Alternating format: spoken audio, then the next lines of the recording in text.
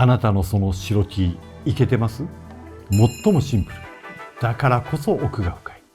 永遠の定番白 T の世界。白 T を制するものがファッションを制する。パターンに素材、そして印象を左右するディテールまで徹底的に解説します。この動画を見れば今あなたが着るべき白 T がわかります。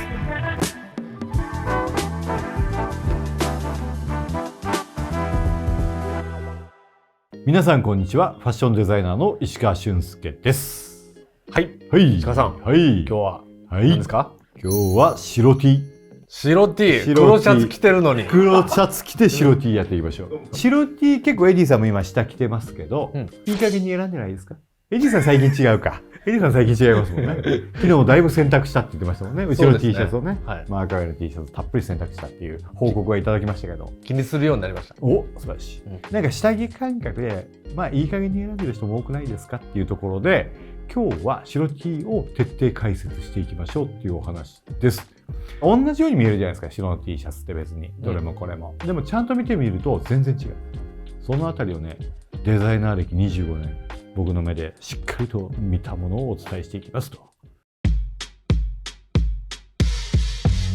じゃあまず白 T 選びのチェックポイント。どういうポイントがあるか考えていきましょう。はい。で、同じ白 T って言っても生地いろいろありますよ。生地ね。これって何かっていうと番手、糸の太さだったりとか、あと原材料何使ってるか。これも非常に重要になってくる。で、あと編み地。どれぐらいの土木で。で、大体ほとんどの場合が天軸って言われる一番プレーンな編み方なんですけど、そのあたりも見ていきましょうっていうのと、襟にどういう素材を使ってるか、どれぐらいの太さで、どういう付け方をしてるか、みたいなところも違ってきます。あれ大体ね、身ごろと襟って違うものを使ってるんですよ。編み地が違うもの。ここ、まあ、こだわりポイントになってくるんで、その辺も見ていきましょう。あと、色。今、後ろ白 T 並んでて、今、色がこれ、どういう色の見え方してるかわかんないんですけど、結構ね、色違うんです。例えばこれなんかすごく白くないです？だけどこういうのとかって結構こう生成りに近いぐらいの色。これ晒し方って言ってどういう処理をしてるかなんかでも変わってくるんで、あと大きいところでいくとシルエットですよね。例えばデザインものだとウエストシェイプしたものがあったり、あとズドーンとしたもの、身幅広いものとかいろいろあるんで、その辺のシルエット、あと肩周りとかだいぶ変わってくるんで、その辺見てみましょう。白 T で一番気になるところでいくと透け感。確かに。1枚で着用っていうとある程度肉がないとやっぱりどうしても透けていきます。でもその透け具合みたいなところあるんで、その辺も軽く見ていきますよという感じで白 T をいろいろと分析していきたいと思っております。はい。解説かな？分析っていうより解説。解説、はい、していきたいと思っております。では早速ご紹介していきましょうかね。いろいろ T シャツ。今日何枚？10枚 ?1、2、3、4、5、6、7、8、9、10枚。10枚ご用意してますんで。まず最初、予算別でいきますんで、2000円予算。と言っても、最初の2つはパック T。3枚入って2000円予算っていう感じですね。一番最初、定番中の定番からいきましょうか。ヘインズ半袖アンダーウェア3枚組。赤ラベルクルーネック T シャツ3枚で参考価格2052円。安い。このチャンネル見てバグってんのか、石川さんが持つと高く見えるんだよ。1枚700円。昔から T シャツ白 T といえば定番中の定番これですっていうものですね。パック T ですね。いわゆる。だいぶここも変わりましたけど、今このプリントで硬い感じですけど、転写プリントで赤のプリントが入ってます。これが赤ラベルって言われるものですね。もうこれアメリカン T シャツのド定番中の定番。どういうところがアメリカン T シャツなのかっていうところも含めて見ていきましょうかね。いわゆる生地でいくと天軸編みって言われる一番プレーな編み方です。で、おそらくこれ番手26とか24とか、アメリカって基本的に幅大好き。幅っていうと何かっていうと、いわゆる30、20とかじゃなくて、その間。例えば T シャツでも10何番って分厚めだったりとか、これだと26か24ぐらいみたいな幅大好きなんで、これもおそらく26か24ぐらいの端子使いって言われるものですね。こういうのに使われているコットンで、基本的にね、いろんな産地のいろんなコットンをブレンドします。例えばデニムとかもそう。ある程度太めのコットンで短めの繊維でも引けるんで、そういうものに関してはいろんな産地の安い原料とかをミックスしていると考えてください。だからそれ別に悪いことっていうかではなくて一般的なことです。例えばハイブランドとかで使ってる某ヨーロッパのメゾン系のブランドとかで使ってるデニムとかでもそうですからね。アメリカも入ってればインド、トルコ、その時々によってブラジル、最近ブラジルはもうダメになっちゃって、それヨーロッパ使わないんで。とかいろんな面をミックスして使ってますっていう感じだと思ってください。おそらくこれもそう。これはね、空紡って言われる紡績方法でやってますよ。一般的に細めの綺麗な糸とかっていうのはリング紡績機っていうのを使うんですけど、これ空紡ってちょっとジャリッとする感じの糸の紡績方法を使ってますと。この方がリング紡績に比べて3倍から5倍ぐらい早く紡績、時間が。その分安く作れるんでっていう風な感じでアメリカの T シャツとかクラシックなものは結構空紡紙を使ってますっていうものですね。端子使いです。端子使いっていうのは何が起こるかっていうと、ニットこういう編み物にするとねじれてくるんですね。なんで、わかりやすいところでデニムがこうねじれてくるみたいな感じで、あれ織物ですけれども、のような感じでねじれてくるんで同じ方向に。脇の線とかがこうカーブしていきやすい、こういう方向に。この T シャツに関しては手法というか、スタイルなんですけど、丸胴って言って脇に萩がない。ここに萩がありませんっていう、丸編みっていう丸い状態で編んでいくんで、そのままで使ってますと。じゃあサイズ展開どうするのっていうと、この編み機の寸法の大きさによって変えていきますっていうものですね。なんで脇に萩がないんで、ねじれてきても気にならないっていう感じだと思ってくださいっていうものです。で、一応これプリッシュランクっていうのは、おそらく生地の段階で洗いをかけて、少しもう最初から遮光させたり縮めたりして、あんまり洗ってから縮まないようになってますっていうものです。ちょっと透け感の話を先にしておくと、土木結構甘めなんで、着たら透けると思ってください。着てもらうとビーチクはちょっと結構しっかり見えるかなっていう感じです。でも、あくまでこれアンダーウェアって位置づけなんで、そういう風になってますっていうので、アメリカンの王道だっていうところのお話をしたんですけど、どういうところで、その辺が見えてくるかっていうところのお話をしておくと、まずシルエットで少しお話しします。いわゆるこれ T シャツとか洋服って人間の肩ってこう首から肩の先に向かって斜めにこう落ちていってる感じがあるじゃないですか。これ洋服でも同じようにしていきますっていうところでいくと、肩傾斜って言われる。この角度がついてるんですけど、肩のところに。それが比較的あまりついてない。水平に近い方向だと思ってください。で、そこから何度かお話ししている袖山。要はこの脇から袖の上の頂点のところ、袖の外側ですね。結んだ時にのこの左寸。袖の上側のところの左寸なんですけれども、これが低い。ということは、袖山が低いと袖が横方向に向かって生えますよ。というところでいくと、いわゆる本当に T 字です。T 字の T シャツ。袖が下に降りてない。というところが非常にクラシックな T シャツ。身幅49センチぐらい。なんでぐるりで98センチ。結構ピタッとした M サイズで、肌着らしいシルエットだと思ってください。肩幅44なんで、比較的狭めです。袖口と裾の始末なんですけど、これはいわゆる天地って言われる一本針とかって言われる感じで、一本の針で折りたたんだ状態で、ステッチをガーッとかけていって開くと、ここにステッチが縦方向にチラチラチラっとワニッパとかって言い方するんですけれども、見えてくるみたいな感じのものですね。あとなんかこれ変わったのかなと思うところが襟周りでちょっと特徴としてあって、一つが昔確かここね、後でまた T シャツ出てくるんですけど、タコバインダーって言って襟の後ろのところをバインダーかけていって、確か袖口までこっちにチェーンステッチが見えてくる、表側には。みたいな仕様だったんじゃないかなと思ってるんですけど、今はここに友字の天軸を当ててこう伏せてくる感じの始末に変わってますっていうところと、一番変わってるところでいくと、なんか襟しっかりしてる。昔ヘインズといえば襟が伸びるものっていうのだったんですけど、なんでわざと昔は伸ばしてきてたりもしてたぐらい。多分これ糸の本数取りを増やしたんだと思うんですけど、かなりしっかりしましたっていうので、昔のヘインズと違ってだいぶ伸びにくくなってるなっていう感じはしますっていうものですね。というのがこの T シャツの特徴で、本当にこれはどちらかというとアンダーウェアだと思ってください。昔はよくね、これ1枚で着てたし、80年代だったらね、よくやってるのは袖巻いてね、ちょっと。はい。袖口折り返して着るみたいなことをやってた感じの、いわゆる白 T の王道中の王道 T シャツですっていうものです。続いて、3000円予算いきましょうか。はい。はい。これもパック T です。フルーツオブザルーム 3P セットクルーネック T シャツバリューパック。参考価格2750円。こっちで900円ぐらいの感じですかね。フルーツオブザルームヘインズと並ぶぐらいかなっていう感じのアメリカのパック T、アメリカの定番 T シャツの代表格の一つですっていうものですね。さっきのヘインズとの最大の違い、まずはこちらに関して言うと、ポリエステルが 65% 入ってます。コットン 35%。これ業界では一般的に日本だと TC っていう言い方をします。T ってテトロン、ポリエステルの商標かなとコットン、混紡ですね。土木、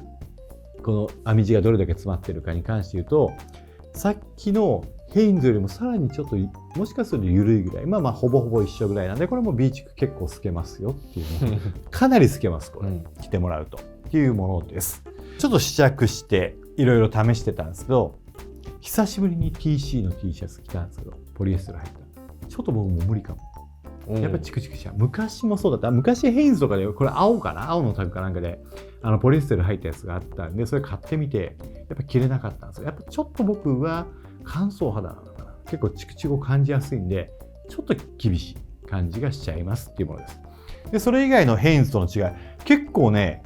ヘインズとフルーツ・オブ・ザ・ルーム、そんな差ないんじゃないかと思ってたんですけど、見比べてみたらだいぶ違う。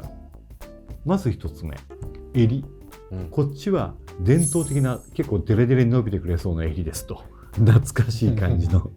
デレデレと伸びるのが好きっていう人もいるんで、そういった意味ではこっちを選んでる方がいいかなっていう感じがしますっていうのと、さっきとの大きな違いでいくと肩傾斜、ヘインズの違いかなりついてる。結構キュッと肩傾斜がついてて、加えて袖山もヘインズよりだいぶ高いっていうところでいくと、若干こっちの方がそのファッションというかを意識したようなパターンになってますっていう感じですかね。こっちは丸胴じゃないです。脇はぎありです。で、若干ねじれてくるだろうなっていう感じです。ポリエステルが入ってるので、ポリエステルのコシのなさみたいなところがあるんで、このちょっとこうテレテレっとした感じというか、もたつきよりも落ち感の方に行ってくれるような感じで働きやすい生地ですかね。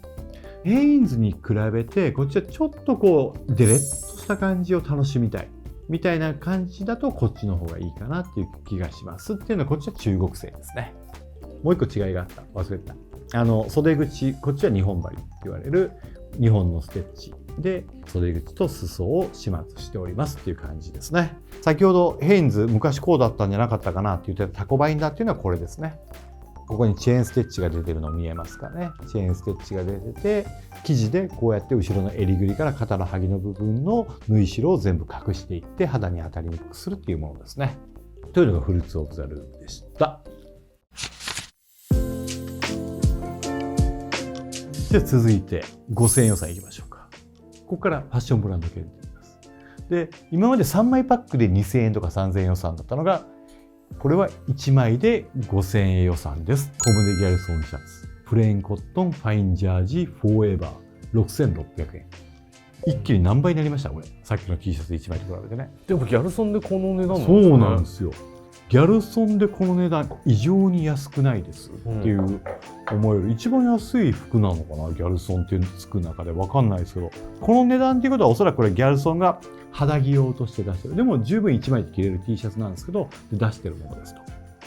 いわゆる蛍光ざらしって言われる色です。コットンってもともと黄色みがあるんで、これを白にしようと思った時に少し青っぽい蛍光剤っていうのを入れますと。それを入れることによって白がキリッと引き立つようになります。蛍光剤って言われるとなんか悪いものみたいな感じがするかもしれないんですけど、蛍光剤入れてる服実はちょっと便利な部分がある。なぜかっていうと、例えば洗濯でよく歌丸石鹸とか使われる方とかいらっしゃるじゃないですか、汚れ落としに。で、あれって蛍光剤入ってる。だから青色してるんですけど、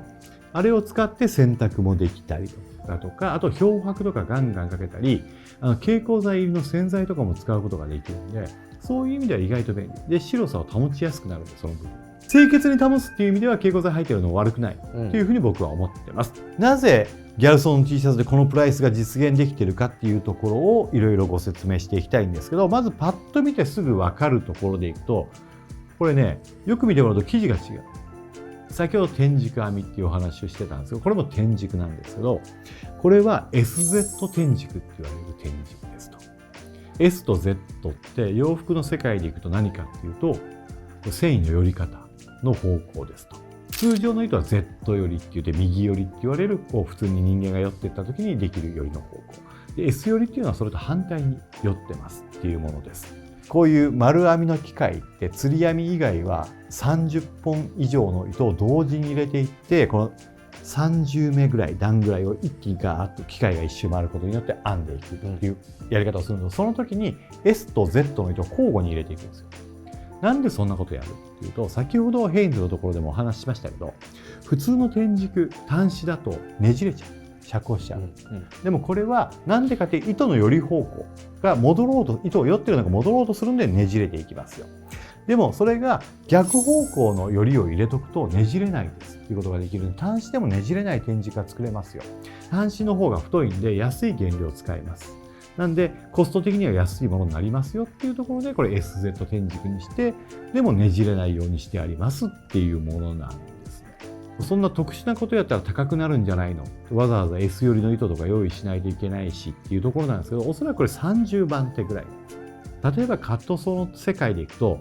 30当番と言われる超定番のスウェット地裏毛がありますよと。で裏毛って表糸は Z 寄り、中糸は S 寄りっていうので、結構多くの糸メーカーが30番ぐらいだと S と Z 両方用意してるんです。なんで比較的入手もしやすいですよっていうところで、おそらく30番ぐらいの糸を SZ にすることによって作ってる天軸です。で多分ね、これパッと見てあともう一点気づくところでいくと、あれサンスペルに似てないっていう、この細バインダーだったりでポルトガル製っていうところでいくと、おそらくこれねサンスペルと同じ工場で、一説ではなんかサンスペルに製造を委託してるとかっていう噂もある、話もあるらしくて、もしかしたら本当にそうなのかもしれないっていうものですね。基本的なシルエットとかも含めてもサンスペル的なものになっておりますっていうものなんですけれども、サンスペルのクラシック T でしたっけ、あれよりもだいぶ安いというところはこの素材の秘密。サンスペルの方はあれが確か8層ぐらい、80番の装飾ぐらいを使ってるんでっていうところでいくと、向こうは蝶々面を使って、もともと CR のコットンからスタートしてるんで蝶々面を使って細番を引いてっていう天軸なんで、その分高くなっていきますよ。これはそこのあたりがコストダウンされてますっていう感じですかね。襟はいわゆる細バインダーと言われる1センチ幅のバインダー始末、生地の周りを、身頃の生地の周りをテープ状にした、襟のパーツで挟み込みながら縫っていくタイプですね。身頃は55センチ身幅であるんで、ヘインズとかの下着感からいくとちょっとゆったりした感じで着れるようになってます。肩幅も 47.5 センチなので少し広めになってますと。で袖山は比較的低めの袖山になっておりますっていうものでございます。なんでこれだったら、このシルエット感だったら1枚で着てもいいかなという感じですかね。コムデ・ギャルソンの6600円で買える T シャツでした。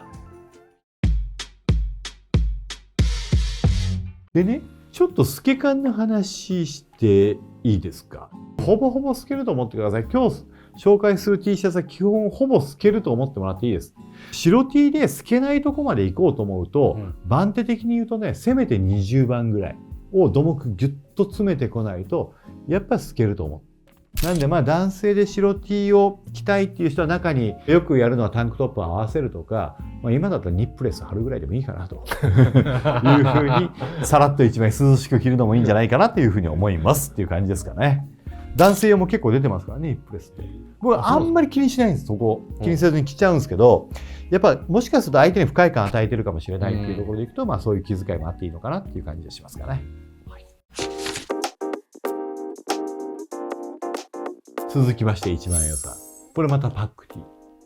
なんですけど、今回は3枚パックじゃなくて2枚パックのパック T です。金正フィル 46kg コットンツインパック T 9900円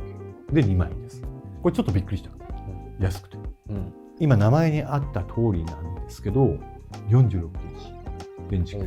天然繊維を編める中で一番ハイゲージな編み機だと思ってください。細かい編み地が作れるものです。非常に肌触りもいいですし、いい生地です。というところで、なかなかいい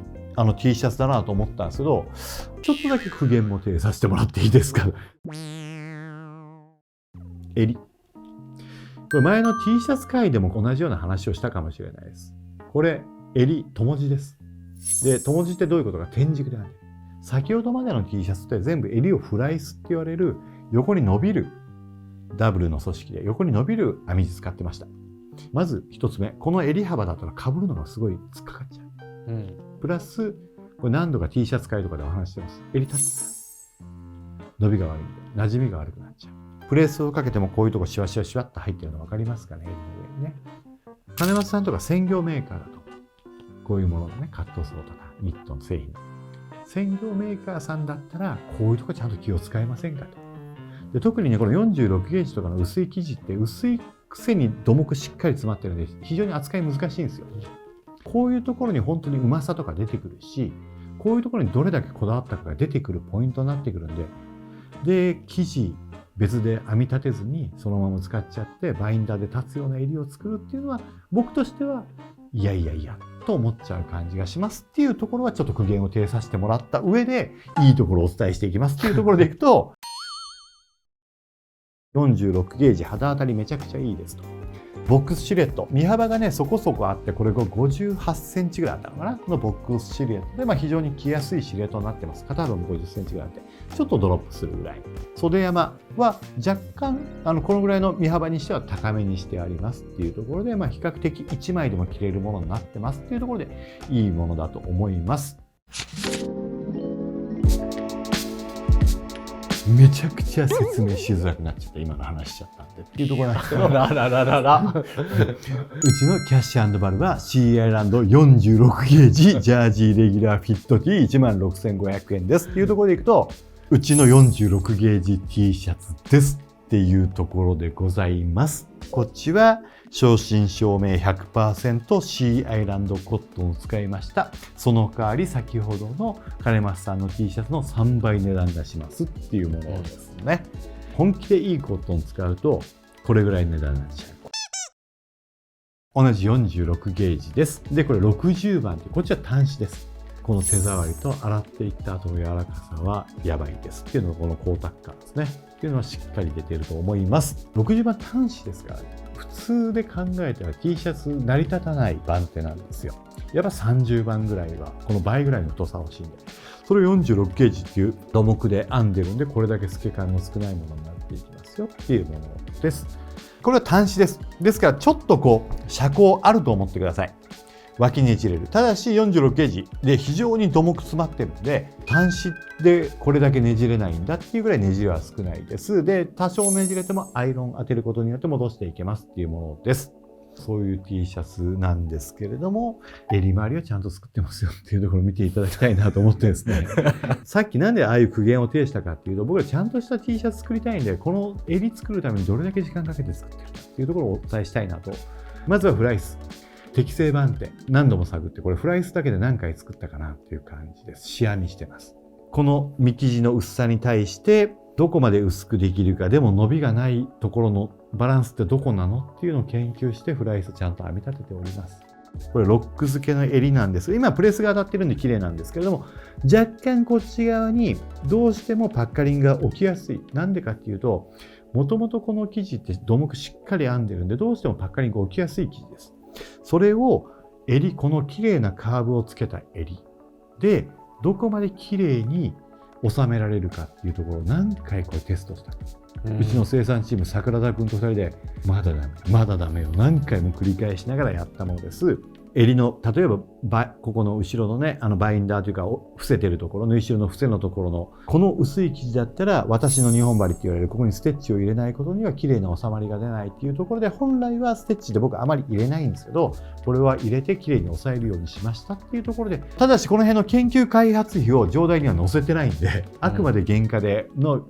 率でもちろんかけてますで、その辺ご安心くださいっていう感じなんですけれども、この幅のためにもちろん各色やってるんですけど、それ全部生地編み立てて色染めてもちろん作ってますんでっていうところはちゃんとやっておりますし、もちろんここもシアラのコットンですっていうものですね。身幅は54センチなんで、ほどほどのゆとり感ぐらいの感じで着ていただけます。肩傾斜とかもめちゃめちゃ計算して作ってるんで、1枚で着てもらった時に綺麗に着れるようにはしております。もともとこれを作った目的はキャッシュ&バルバっていうブランドでいくとカシミヤのブランドなんで、カシミヤの下に何の T シャツ着るのが一番いいか。特に薄手のカシメとかやってるんで、その時になるべく表を邪魔しない薄さが欲しいっていうところで46以上選択しました。そう、これ一応宣伝しとかないといけないんだよね。6月12日金曜日発売。今年は。で、色がホワイト、ブラウン、ネイビー、ブラックの4色。これあんのかな今、色展開、どっかに。白 T か。白 T 会なのに、ここは宣伝させてください。この宣伝によってこのチャンネル成り立ってますからね。そうかそうかそうですよ。そこを忘れちゃダメですよ。そうかそうか。はい。僕ら収益なんか大したことないんで、使ってるお金の方が圧倒的に高い、すごいっていうところで、ブラウン衣装。この間ブラウンのニット、半袖ニットとかもやったじゃないですか。あの辺のインナーに合わせてもらうのいいですね。ネイビーとか。ネイビーも綺麗なネイビーでしょ。ちょっとナスコンっぽいような赤みがあるネイビーで。めっちゃ好き、この色。明るめですけど。と、ブラックと定番。でも確かにカシミヤの下に着る T シャツ何にしようっていうのはずっと悩んでたな。そう。その下に、例えば20クラスのごつい T シャツなんか絶対着たくないじゃないですか。で、じゃあ素肌に着るんですかっていう方もいらっしゃるんですけど、素肌だとやっぱりカシミヤとはいえ純毛でちょっと地区を感じる人もいるし、やっぱり汚すことが何よりダメなんで、嫌なんで、っていうところで高いんですけど、カシミヤの下に着るんだったらこれぐらいの T シャツを着た方がいいなっていう感じですよ。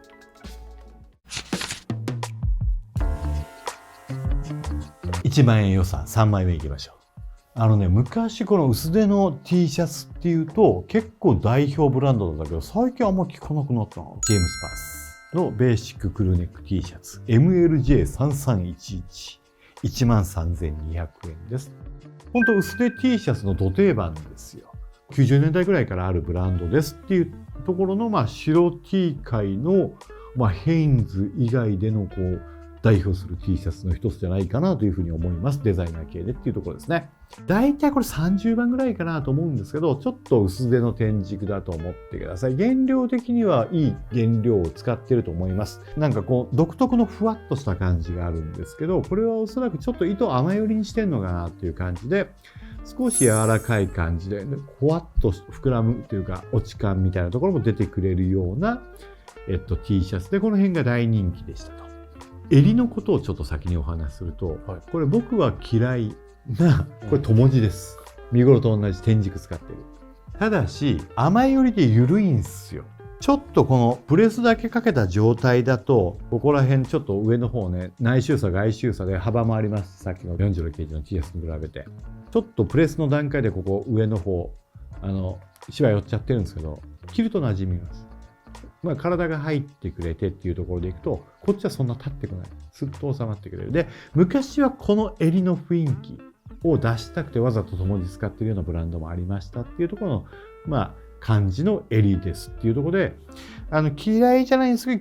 着ると落ち着いてくれる感じなんで、その辺で長く人気を保ってる T シャツになってるんだろうなという感じはしますっていう感じですかね。襟のパターンでいくと、ちょっとね、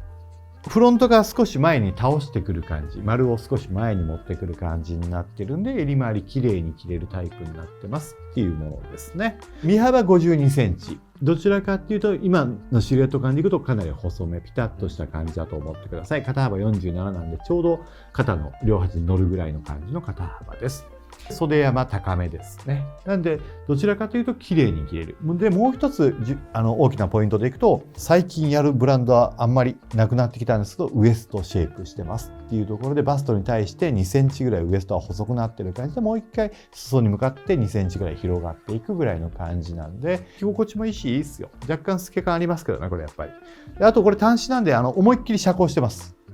最初から。生地がもう斜め向いてるの見えるかどうかわかんないですけど、地の目がね。15度ぐらいの角度ではもう斜め向いてるぐらいの感じなんで、よく見てもらうと。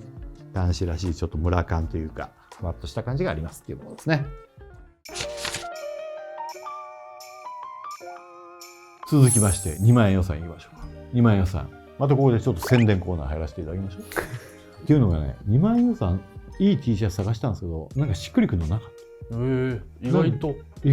なんで、そういっぱいありそうなんですけど、意外となくて。なんで、ちょっとうちの T シャツがやっぱいいじゃんと思っちゃったんで、マーカーウェア、オーガニックギザ、ハチミコ、ジャーディ、サバイバルクロス、レギュラーフィット T、18,700円です。2万円で1,300円お釣りがきます。ラーメン食べて帰りましょうっていう感じの、はい。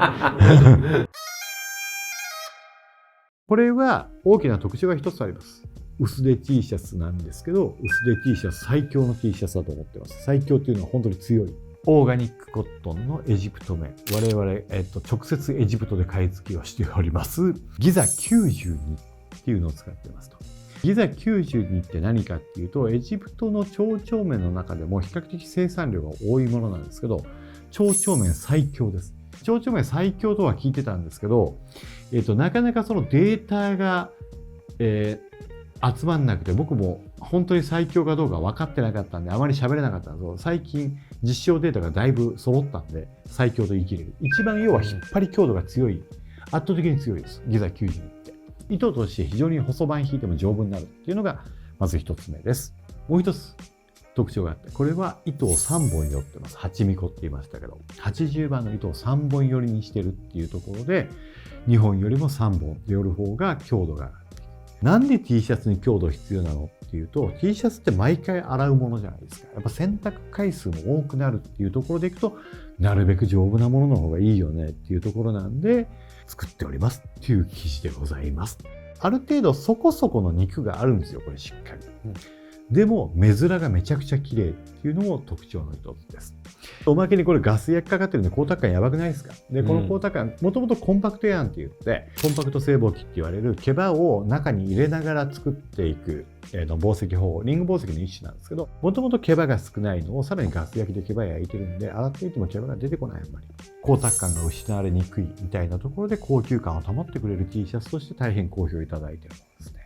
シルエットに関してはこれレギュラーフィットって呼んでる T シャツなんで、身幅もそれほど広くなく52、3ぐらいの身幅だったと思いますっていうところで、肩幅も47センチぐらいなんで、ちょうどよく着ていただける T シャツだと思いますっていうのをですね、袖山少し低めになっておりますっていう感じで、ちょっとこう袖が低めにすることによって、ここがちょっと外に跳ねてくれるようなこのしっかりとした生地で可愛いなと思ってますので、そういうものにしております。カーブが綺麗な襟になっているので、首に綺麗に沿ってくれる襟になっておりますっていう感じの T シャツでございます。レギュラーフィットの方がやっぱ大人っぽく見えます？大人っぽく見える。ここ10年ぐらい上の T シャツ、結構ワイドなものをこう大きめに着る感じが主流だったと思うんですけど、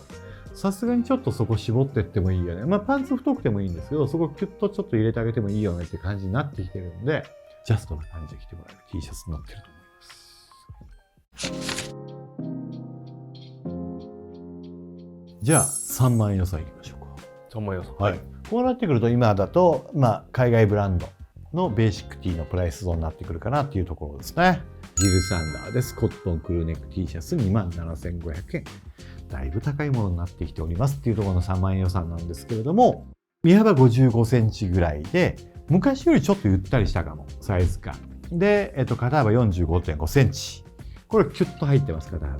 この辺はやっぱジルサンダーっぽい感じだなっていうところで、袖山ガツンと高いです。10センチ以上の袖山の高さがありますっていう感じになっておりますっていうので、袖が真下に生えているタイプの T シャツでございます。袖幅が広くて袖山が高くなるほど、要は何かっていうと、手を上げようと思った時に裾が一緒に上がってくることになりますよっていうところですね。ただこれ袖幅そんなに太くないんで、かま底をぐっと上げれば上げるほど袖山が高くても手は上がりやすくなるとかいろいろあるんですけど、これは手を上げると、つり革つかまる服じゃないっていうところですね、要はね。つり革つかむんじゃなくて、なんかよく入り口のところにあるポールぐらいちょっとつかむぐらいの感じの身のこなしで着ていただくような洋服になっております。T シャツになっておりますっていうものですね。一番大きな特徴でいくと、やっぱ肩傾斜もしっかりやって、いわゆるデザイナー系の T シャツだと思ってください。で、襟幅がこれ 2.8 センチ。で、いわゆるロック付け付け襟ですね。ネームが立ってくるので、この辺がちょっとイガイガチクチクっとするかなっていう感じがするんですけれども、ジルサンダーの T シャツの大きな特徴として、これ前よりもちょっと抑え気味かなと思うんですけど、襟がこの丸が、わかりますかね、カーブが前に倒れてきてる感じはしっかりと前に倒していって首周りが綺麗に見えるようになってますっていうのがジルサンダーの T シャツの特徴で、以前のものよりもこれフライサーバーがちょっと太くなってるなっていう感じがあるんで、モックネックまではいかないんですけど、キュッと首をホールドするような襟周りになっておりますっていうものですね。だいたいこういうデザインものの T シャツで襟幅を太くすると、それに合わせて、袖口と裾のこの2本針って言われるこの始末ですね。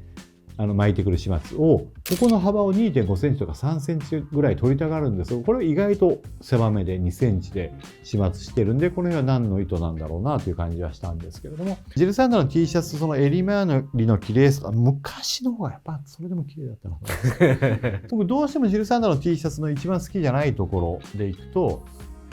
ごめんなさいね。ごめんなさい。お手柔らかにお願いします。いや、僕ね、この萩の肩の萩を後ろに回してきてるとか、テーラーとかでもやったりするんですよ。これ何のためにやってるかっていうと、通常ここ一番上、折りたたんだ時に一番上が縫い代になるようにするんです。そうすると、ここに縫い代の部分が出てきて、肩のこの先端の部分がぴょっと跳ねたりするんですね。だからそれを嫌で、ここを後ろに回してきてるっていうのが、結構あるんですけど、これいいんですけど、ここ縫いの始末でなんとかそうならないようにうまくしてもらいたいなと、上にあっても。っていうのはなぜかというと、アイロンかけるときにめんどくさい。こういう薄手の T シャツって皆さんアイロンかけましょうねっていうところなんですよ。なるべくこれがあるだけでここに当たりついちゃうから、どうしても当てるのしないといけないとか結構めんどくさくなっちゃう。なんで僕嫌いなんですよ、そこ。ケアのことを考えると、本当ここない方、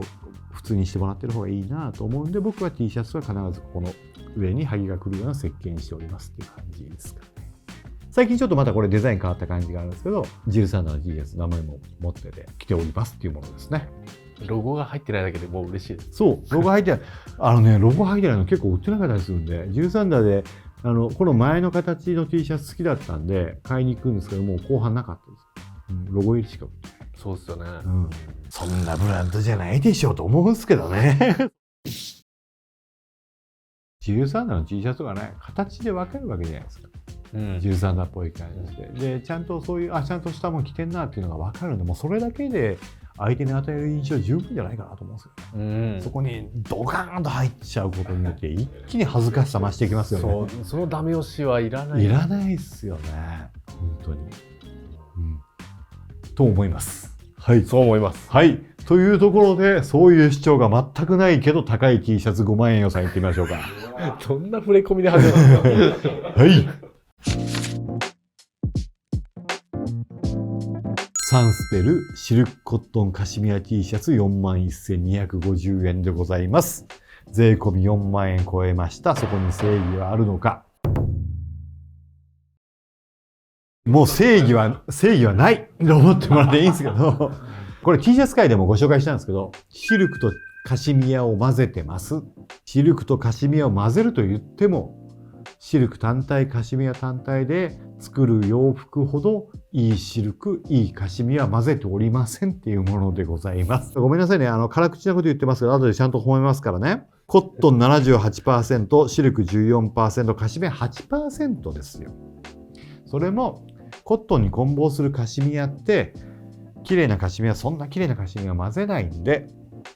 ね、原料的にそんなめちゃめちゃいいもの使わないですし、あとシルクも基本的には繊紡の原料で、要はフィラメントの糸抜いた後に残った部分を繊維にカットして混ぜていくものなんで、でもね、今ね、えらい大変なことシルクの世界で起こってて。やっぱシルクっていうと生糸、最初に1本引き出す。だいたい一つの眉から1キロぐらいの長さが取れる天然製のフィラメントね。で、その残りの剣干しっていうのはこの紡績をして、短くカットして残った部分をそれを糸にするんですけど、今ね、生糸よりもね、剣干しの方が高い。逆転現象が起きてて。もうおかしい話ですよ。紡績値とかいろんなものが上がっちゃってて、そういう原料を混ぜて作ってるものですよ。確かにね、風合いめっちゃいい。それを認める。ただし、じゃあこれが4万円かって言われると、いや、4万円ちょっと取りすぎでしょうという。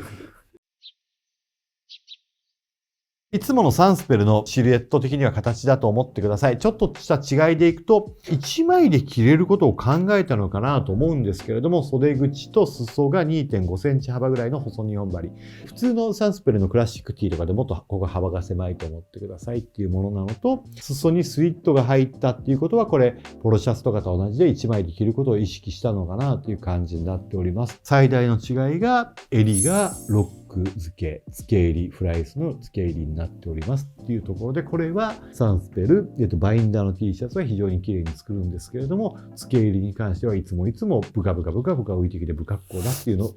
指摘を何度かさせていただいておりましたっていうところなんですけれども、普通の天竺よりもキックバック良くなっているところが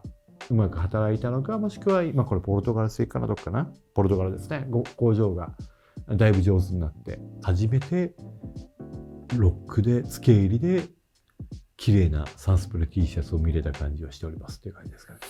いろいろ言ってますけど、僕サンスペルめっちゃ持ってるし大好きですからね。そうですよね。石川さんよく着てますもんね。もう愛があるから語ってると思ってくださいっていうところなんですけど、多分日本国内でもサンスペルの T シャツ買ってる数でいうと結構多い方だと思いますよ。それぐらいいっぱいありますから僕。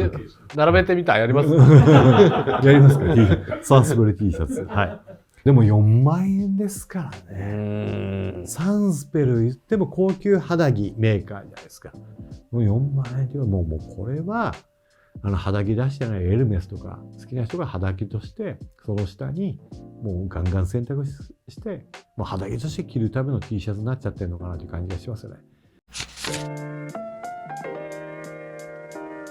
では10枚目5万円予算2枚目いきましょうか。最後はねこのチャンネルらしくこのブランドで締めてますかこのチャンネルらしくザ・ロー。出た。もう笑いが起こるもん、ザ・ロー。ルークコットン T シャツ6万6,000円でございます。もともと T シャツから始まったブランドですっていうところで2006年ぐらいに最初スタートしたらしいです。その頃の感じの T シャツに近いものっていうところでいくと、この2011年に発表された、これメンズで発表されたルークっていうのが一番こう定番的な T シャツとしてずっと継続してやってるものですよっていうものですと。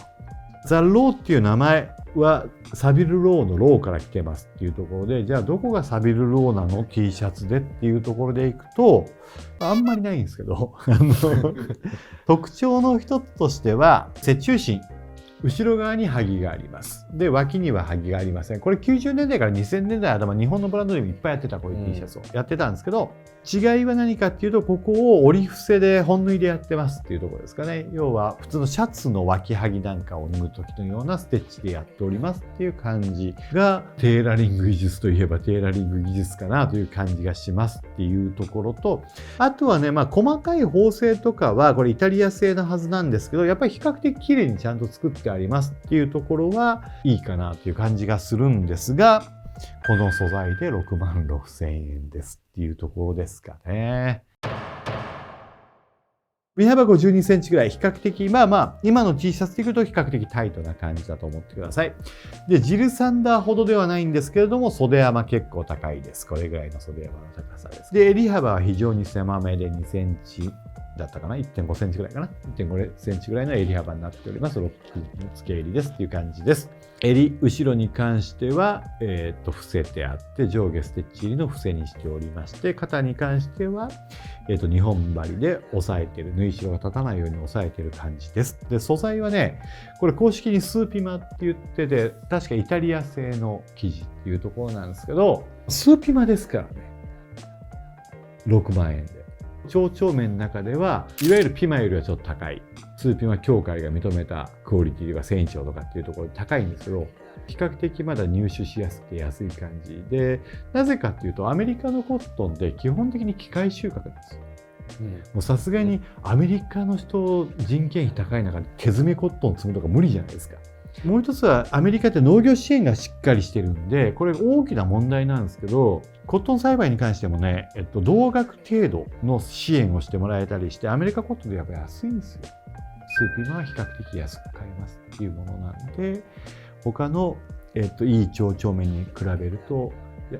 価格差でいうと6倍ぐらいの差があったりする。6分の1ぐらいで買えたりするものなんでっていうところを6万円の T シャツに使わなくてもいいのなと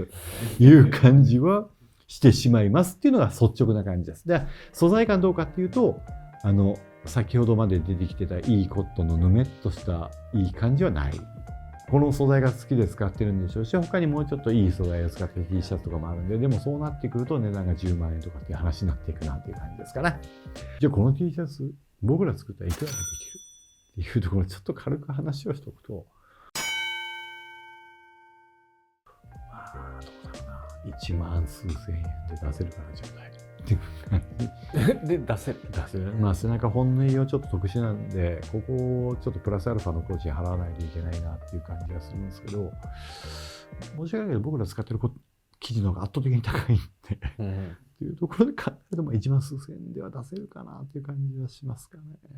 あとはその差額を何と考えるかなんで、じゃあ残りの 80%、これに関して言うと、もはや進行ですよ。お布施と考えた方がいいかもしれないですっていうところではあるんですけれども、僕結構買ってるんで。相当言ってますよね。そう。結構いろいろ持ってるんで、そこに関しては、このシンプルな洋服をここまで持ってったっていうのはやっぱすごいと思ってて、僕。で、その秘密を知りたいんで買ってるっていう部分が大きいですっていうふうに思ってくださいっていう、作り上げる幻想の部分をどこにどう待たしてるかっていうところを知りたいっていう意味も含めて、ちゃんとお布施はお支払いしておりますっていう感じでございますね。ということで、10枚。駆け足ではなかったで紹介してまいりました。ちょっとじっくりめでご紹介してまいりましたっていう感じでございます。白 T。皆さん、この夏、白 T これで決まりましたかね。何買うかね。あれ、今のでまとめを消化したと思ってますか？今ので本日のまとめを消化した感じに今。はい。ここから本日のまとめですか？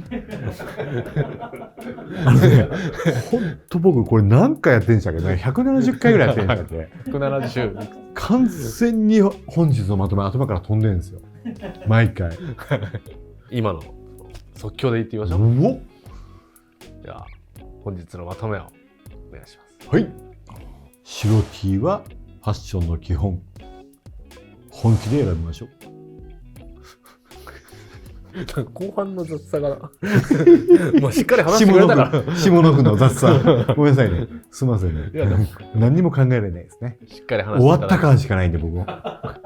ここまで来たら。でも、はい、どっちかっていうと石川さんって今1枚で着ることと中で着ることどっちが多いですか？夏は1枚で着てるし、僕は暑い国結構行くじゃないですか、ものづくりで。その時は T シャツ1枚でデレッと過ごしてますね。まあ黒着てることが多いですけどね、デレデレっと過ごしてる感じですかね。だらしなくなってますからね、もう暑いから何も考えられないです。これでも言ってきてももう暑かった。ちょうど一番暑い時期で36度ぐらいあって、暑かった。そんな時にもう T シャツ以外無理でしょ。なんすけど、無理なんですけど、長袖着てたんですよ。だから余計暑かったんで思い出した今。その前にちょっと韓国寄って、せっかく韓国行ったから腕のシミ取りしようと思って、腕のシミ取り打っていったんで、絶対日焼けしないでくださいねって言われたから、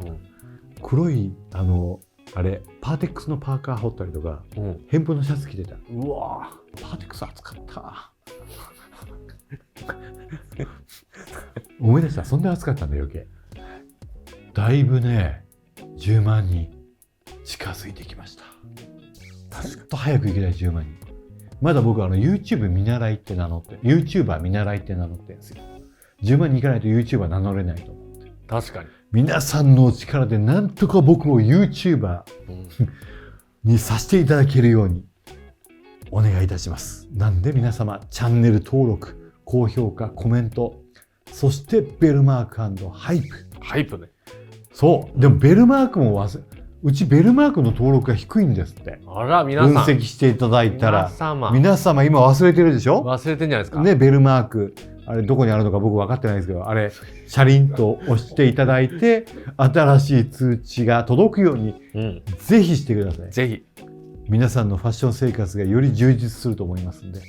お願いいたします。